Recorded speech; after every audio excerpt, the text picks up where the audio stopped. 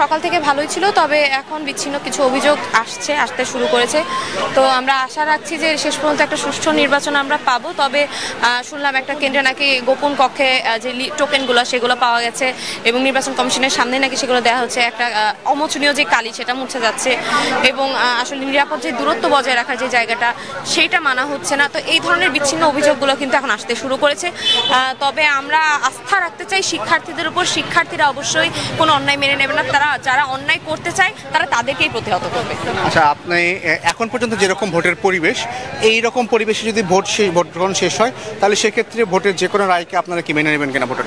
এখন পর্যন্ত যে পরিবেশ আছে আমরা আশা রাখছি যে এখনো ঠিকঠাক পরিবেশ আছে। তবে এই যে গোপন কক্ষে যে ব্যাপারগুলো সেগুলো যদি বন্ধ না করা যায় হিতে কিন্তু আসলে আমাদের সকলের জন্য ক্ষতি। কারণ আমরা চাই একটি সুন্দর রাষ্ট্র যেখানে প্রশ্নবিদ্ধ করার কোনো জায়গা না থাকা উচিত না। তো আমরা আশা রাখছি যে ভালো কিছু হবে এবং অবশ্যই ফলাফল মেনে নিতে হবে।